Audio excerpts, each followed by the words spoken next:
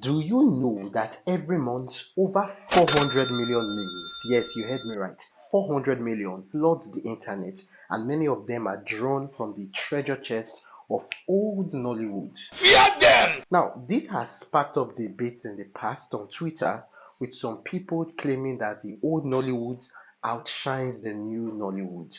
Really? Should that even be a debate? Because I'm going to give my 2 cents concerning this later, but the truth is, just because something is old and unique doesn't mean it's better than the new. And sometimes the new isn't automatically better than the old. Like I said, I'm going to give my 2 cents regarding that debate later in this video. But on today's episode, we will quickly walk through the last decade of Nollywood, revisiting the biggest gist, the biggest hits, and the biggest miss from 2014 down to 2024. Trust me, you'll want to wait till the end of this video, so grab your popcorn as we take this trip down memory lane.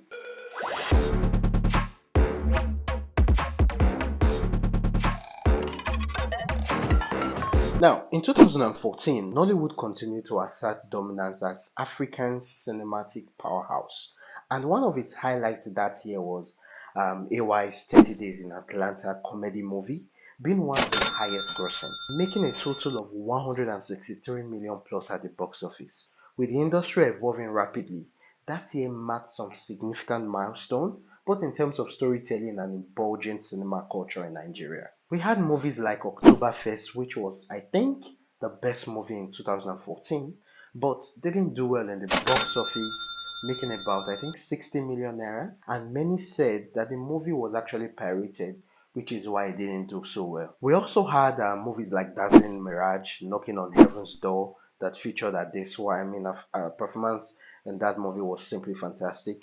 We had movies like Headgun, Dry, Being Mrs. Elliot, and so on. Performances that stood out that year were from Osu Keje and Ose. They were simply amazing. And the movie Headgun was the flop of the year. Now, let's move forward.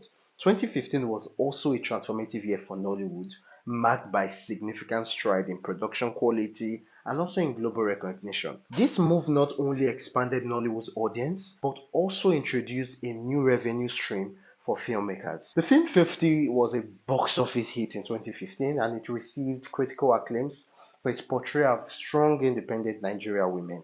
It made about 80 million plus in the box office. Now, moving into 2016, it was for Nollywood, it was a year of milestone, with films like Wedding Party setting new standards for the industry. The Wedding Party was the undisputed best movie of 2016. This romantic comedy became a cultural phenomenon, capturing the hearts of audience with its humor, relatable storyline, and star-studded cast, making about 450 million plus in the box office. This just proved the fact that Nigerians can choose to watch Nigerian films over any. And regarding performance of the year, Ramsey Noah once again proved his versatility as an actor with his performance in 76. Ireti Doi stole the show in The Wedding Party. Now, we are going to be moving closer to 2017. It was the year I call the party after party. The biggest movie in 2017 was undoubtedly The Wedding Party Part 2, Destination Dubai. And there were a whole lot of beautiful movies that same year. I loved movies like Isoken, The Royal Hibiscus, Wives on Strike. There were so many. The Wedding Party made about 433 million in the box office, directed by Niyi Akimolayan. The film took its audience on a lavish journey to Dubai, filled with drama, Nigeria Gbasgbos, humor, and extravagant Nigerian wedding. And in terms of performances, RMD and Adesua had an outstanding performance. Now we're going to be going into 2018. It was a year Nollywood embraced bold storytelling, pioneered by the leader of KOB Army as she released The King of Boys. We also had beautiful stories like Lionheart, Moms at War, Up North. I think there were a few beautiful stories that year. It was also a year that proved that a movie can have the best box office and still be rewarded as the flop of the year. If you don't know what I'm talking about, you can ask Chief Daddy. Now, moving forward, 2019 was a year that bettered stars. From Jide Kene in Living in Bondage to Timini and Tony Abraham in Elevator Baby to Sharon Oja in Oloture and Chimeze Imo in Nimbe. I mean, I totally enjoyed Nimbe. It was an endless list, and it was a year that really affected the Nollywood cinema due to the COVID-19 pandemic. But nevertheless, Living in Bondage was, I think, for me, the best movie, with a movie opening that will forever make anyone shiver. I mean, I can literally play that opening scene in my head right now, and I could actually feel what the director had in mind. It was fantastic. Sugar Rush also topped the charts as the highest grossing movie of the year with about 280 million naira. Now, moving into 2020, we discovered that the pandemic actually led into a surge in digital content consumption, with many films being released on streaming platforms rather than in cinemas, because the cinemas were actually shut for a long period of time. Now, this shift actually accelerated the growth of digital distribution channels and also opened new opportunities for Nollywood films to reach audience globally. But despite the pandemic change, Funke Akindele actually pulled the highest grossing ever with the movie Omogeto the Saga. And since then till now, the queen of box office has actually continued to hold her crown. 2021 is said to be the year of recovery, but most especially the return of the king. I'm talking about the return of the king of the sequel, King of Boys. Directed by Kemi Adetiba, this sequel to the 2018 hit King of Boys was eagerly anticipated and also delivered a gripping continuation of the story. The film's intricate plot, compelling characters, and also impressive production value made it a favorite among the audience and critics alike. And yes, we also had beautiful movies like Breaded Life, Anila, and so on. Nollywood in 2021 actually showcased resilience and also innovation as the industry navigated a recovering landscape. Nollywood in 2022 actually showcases resilience and creativity with significant successes and a strong recovery from the pandemic effects. Creative movies like Anikulapo, Battle on Boca Street, Brotherhood, King of Thieves, Sister, it was really a strong recovery. And we also recorded a rise in the box office as Battle on Boca Street, the queen of box office herself, made about 668 million plus in the box office. And now 2023. To be honest, 2023 was actually a year of growth. Many tagged it the billion naira year. The industry continued growth and global reach actually underscores Nollywood's vibrant and evolving role in the world of cinema. Aside the queen of box office hitting about 1.4 billion naira at the box office, Nollywood in 2023 actually showcased its ability to innovate and captivate audience with high quality films and emerging talents. In 2023 alone, we saw The Breath of Life, we saw The Black Book, we saw Gang of Lagos, we saw Jagun Jagun, we saw Shantytown, Afamefuna.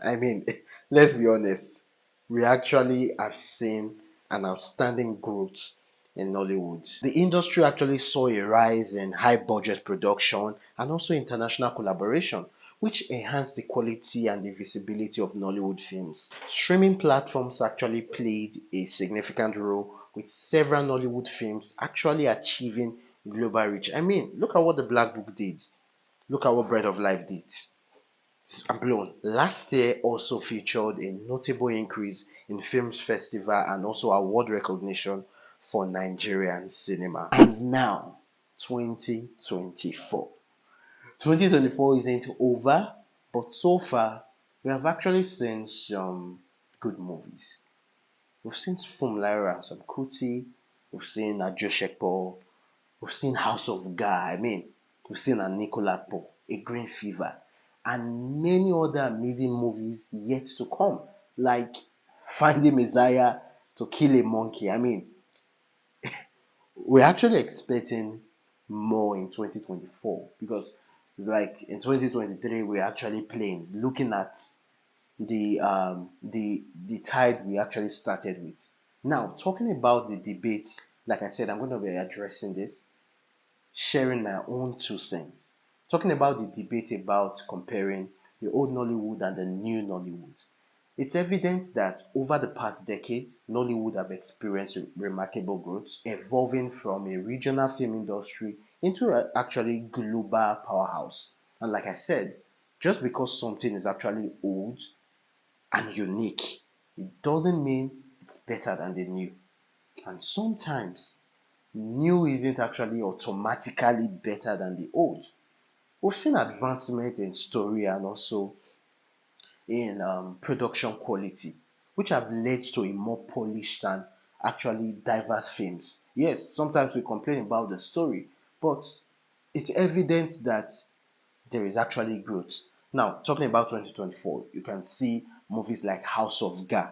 It's evident that it's growth. And yes, I actually reviewed the movie, so you could um, click on the link below to actually watch the review we actually gave. So, will you say that the old Nollywood is actually better than the new Nollywood because it brings back memories? No. I mean, no.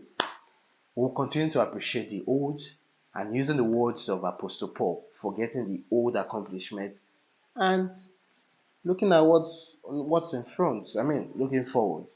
Yes, there can and there will be a better Nollywood every single year.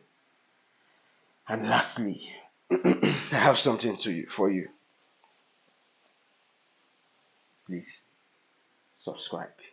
Yeah, subscribe so we could continue to give you maximum content. Thank you and see you in the next episode.